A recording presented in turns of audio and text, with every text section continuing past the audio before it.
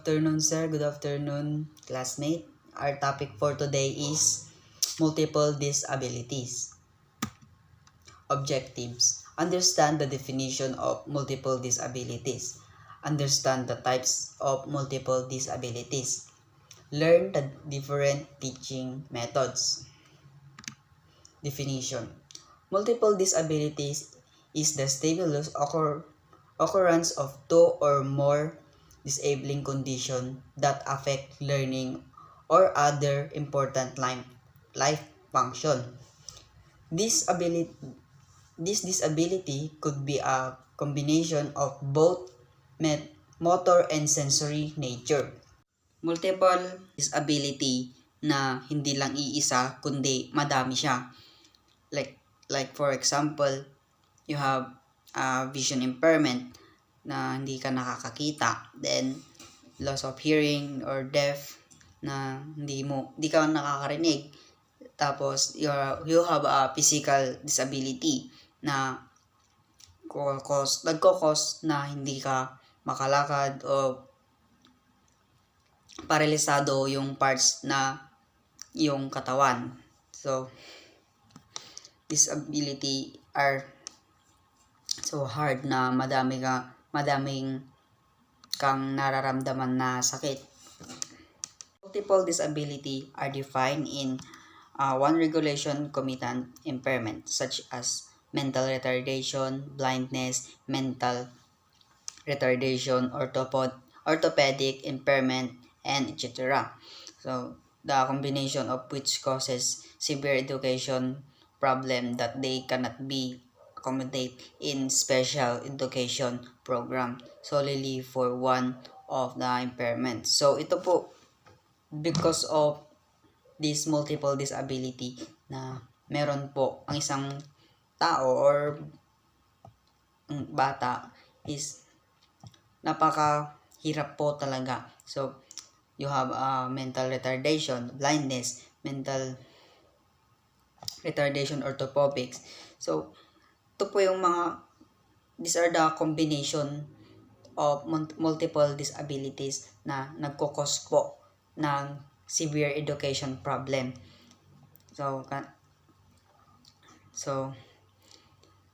that they cannot be accommodated in special education program. Kaya kung ang isang bata ay mayroong isa o dalawa o tatlo na disability, is hindi po sila maaaring tanggapin sa isang paaralan o bigyan ng isang special education dahil mahirap po na i-handle ang mga ganoong mga bata. Kaya hindi po lahat ng mga batang mayroong kapansanan ay nakakapag-aral dahil na rin sa kanilang sakit history. In United States, individual with severe and multiple disability are legally entitled to education and other support service.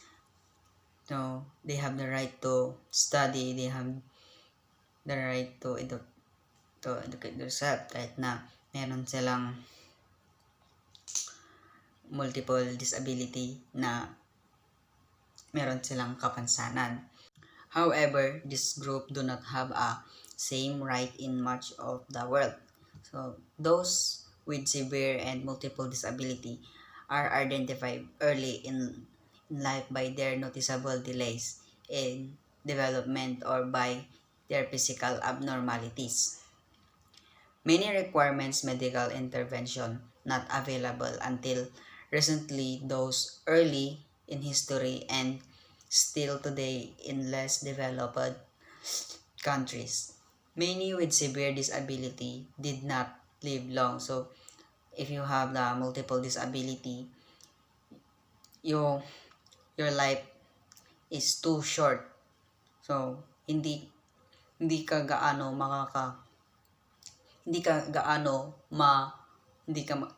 magtatagal sa mundong ito dahil limited or mula pagkapanganak mo is meron ng taning yung buhay mo or bilang na yung araw mo sa mundong ito. Historically, in many cultures, the presence of severe physical abnormalities at birth has been associated with stigma and shame. So, currently, technology has enabled the intervention that extend both the length of and quality of life of this person. So, when you're born and you have a multiple disabilities na ito ay talaga na bilang na talaga yung araw mo. Kaya mga scientists ay they invent the technology na makakapagpahaba ng buhay ng isang may disability o kapansanan. Types of multiple disability: vision impairment, deaf or hard of hearing, mental health condition, intellectual disability, acquired brain injury, autism spectrum disorder, and physical disability. Vision impairment. Vision impairment refers to people who are blind or who have a partial vision. And when you have a vision impairment, maybe you are blind or you have a partial vision na kailangan mo pang suot ng salamin na para makakita ka. So, disability describe any kind of vision loss, whether it's someone who cannot see at all or someone who has a partial vision loss. Vision impairment, injury to the eye. So this is one of the reason why people going to blind. So injury to the eye may cause due to a vision impairment. And number 2 is injury to the eyes while playing or at work or due to an accident may result in vision loss and impairment. So when you are playing games overnight every day and you play 10 hours a day or 15 hours, so it will cause due to vision impairment, and due to accident may result vision impairment. So kung nawangga ka at natama yung mata mo, it may cause yun na pwede kang mabulag. And inherent condition of blindness and vision impairment. Ito po yung kung yung magulang mo is bulag tapos pinanganak ka na hindi ka nabulag, may possibility na mamana mo yung bagay na meron sila, na yung kapansanang meron sila. An infection of the eyes. Pag na-infection po ang mata natin, it may cause to vision impairment. Deaf or hard of hearing. Deaf is usually to a hearing loss so severe that there is very little or no functional hearing. So, if you have deaf disability, you can hear something, you can hear what they say, and hindi nagfa-function yung pandinig mo dahil na rin sa sakit na meron ka or na-damage yung ear mo kaya hindi ka gaano nakakarinig. The child has a deaf or hard of hearing is cannot communicate because of deaf disability. So, deaf disability is one of the reason why a person or a child cannot communicate well. So, they use the sign language to communicate to other people, but there are people that they can't they cannot understand sign language, so that it's hard to communicate a deaf person. Of deaf aging. So habang tumatanda po tayo, nagkakaroon na po tayo ng panghihina sa pandinig, lalong-lalo na especially sa mga matatanda po na lola-lolo natin, na nagiging mahina na yung pandinig po nila. So injury, injury is, if we have injury in the ear, so it may cause deaf, because when our ear is damaged, there is a possibility na maging deaf po tayo, o hindi po tayo makarinig. So excessive noise exposure, so excessive noise exposure is one of the reason also na nagiging cause ng deaf disabilities. Kung masyadong maingay, lalong-lalo na pag sa mga matataong lugar, like huni ng mga kotse, huni ng mga iba't ibang mga uri ng tunog dyan na nakakasira ng ating mga tenga. So viral infection, o kung mga infection yung ating mga tenga, is nagiging cause din po ng pagkabingi. Autotoxic drugs. So autotoxic drugs is when you're taking the drugs na makakaapekto o it damage our hearing, is it may cause death. So it will damage our ear, o na